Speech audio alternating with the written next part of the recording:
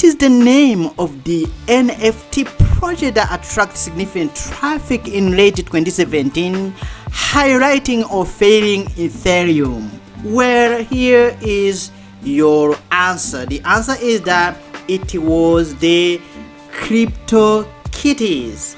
What are Cryptokitties? These are non-fungible tokens, non-replaceable, non-changeable tokens representing the digital cats, each with a unique set of characteristics, and the collection quickly gained popularity upon its launch in 2017, slowing the transaction speed of the entire Ethereum blockchain and challenging its scalability. Ladies and gentlemen, need quick answers like this and many of these benefits? Subscribe today.